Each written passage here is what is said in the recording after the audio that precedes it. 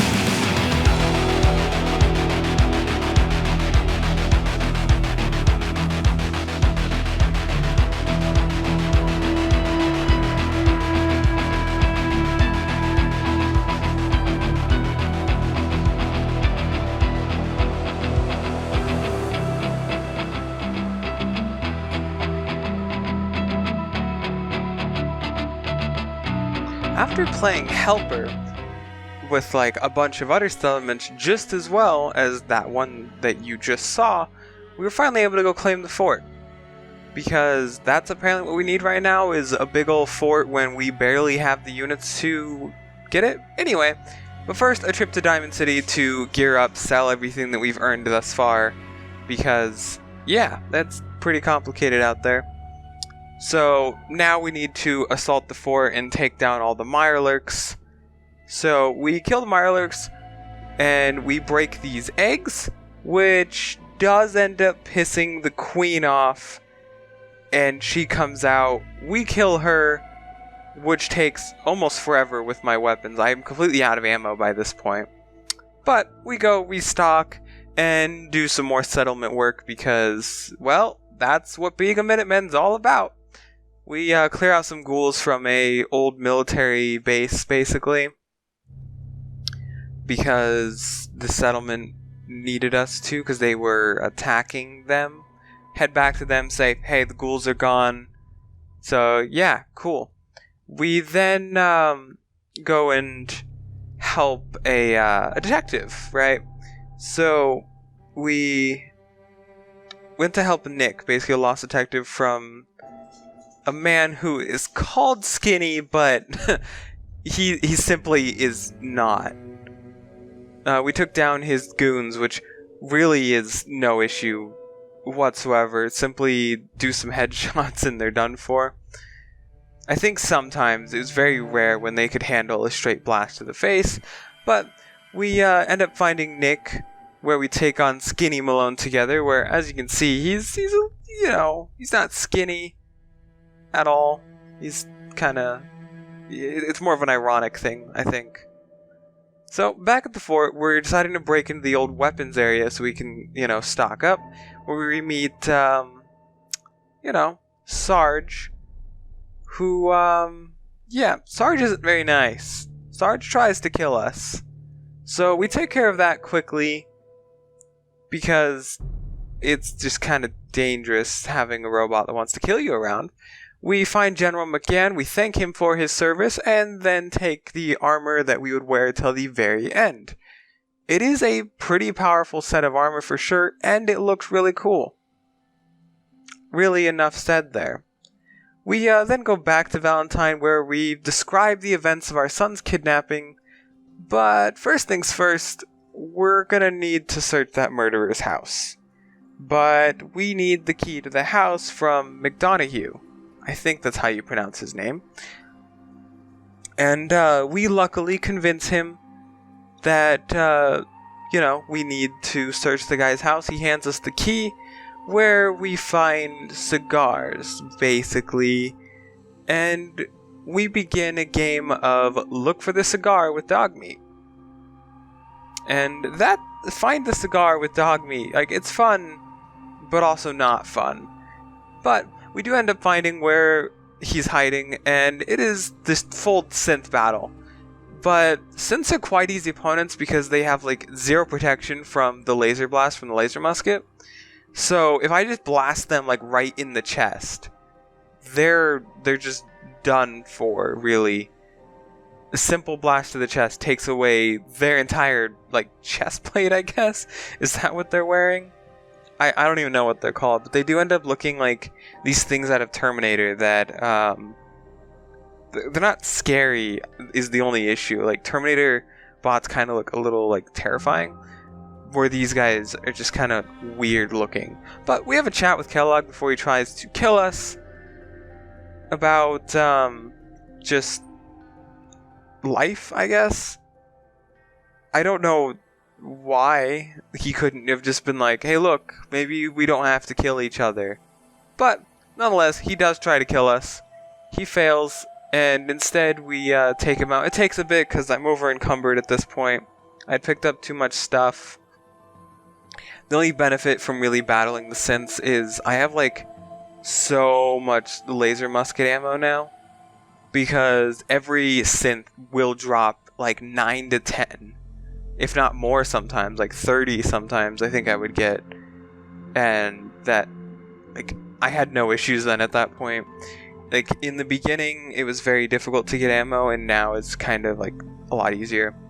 So we head to Piper and see what she knows about the Institute, because I guess she would know, because she's been doing an investigation on something that people call the ghosts of the Commonwealth, so not quite sure. But we find Nick's love interest, but I do suppose his last name is Valentine after all, so I guess that makes sense.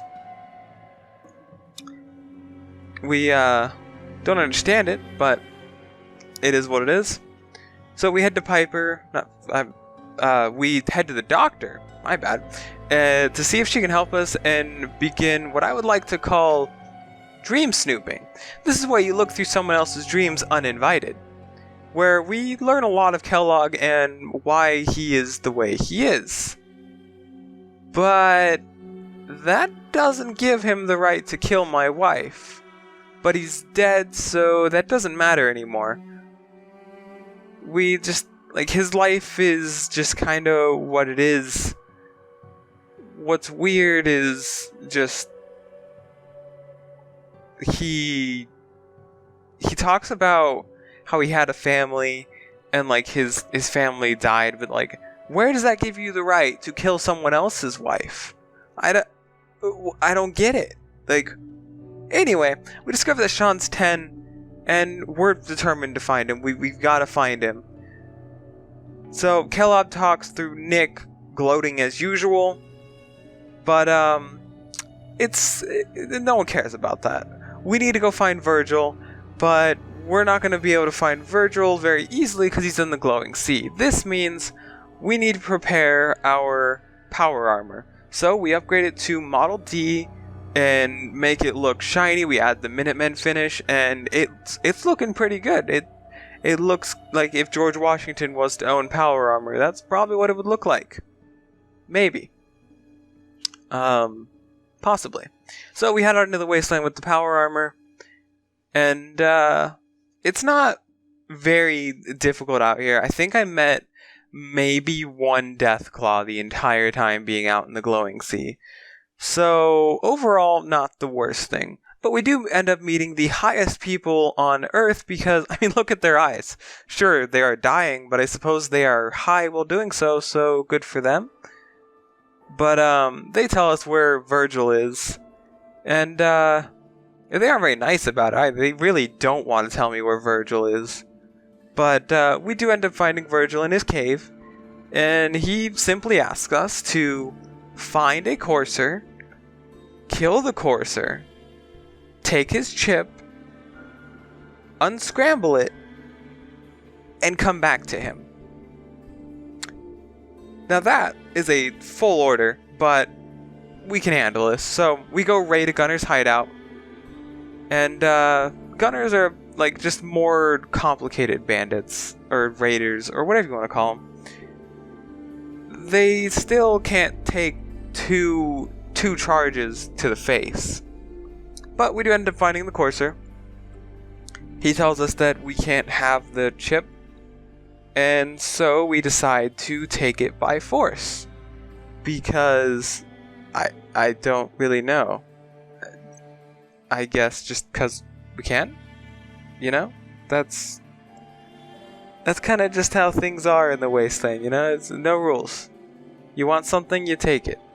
So, we kill him, take the chip, and yeah, he really wasn't much. So we head back to Amari and see if she can scan it. She says no. And instead, she wants me to follow the red brick road, basically. They missed a chance to make it yellow. But anyway, I suppose railroad red or brick red. I don't know what I'm even saying anymore. Anyway, so we follow it all the way to a church where we meet Desdemona and in the railroad, and they are basically the ones who unscramble the chip for me because I guess they're the only ones who could. So we go back to Virgil. He writes up the plans for us to get into the Institute. Apparently we need, like, this crazy setup that requires a ton of power to get in for teleportation, and it involves the chip. So We build the contraption. It's sparking all over the place, and I am starting to get a little concerned that the entire thing's going to explode. No explosions, though, and we do end up leaving and heading into the Institute after a bunch of shaking and things looking like they're going to explode, but we do make it in. So that's nice. We make our way in, and we meet a man called Father, where he says that he's my son, and that it's actually been 60 plus years, not 10 years. So, wasn't interested in that whole kerfuffle. So we steal the thing for Virgil so he can become human again.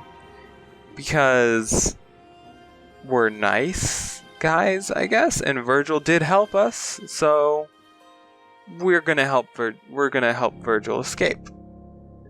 We then kill Father, and you may be wondering why we killed Father. It's because we're going through so we need to side with the Minutemen, and the Minutemen aren't going to side with the Institute.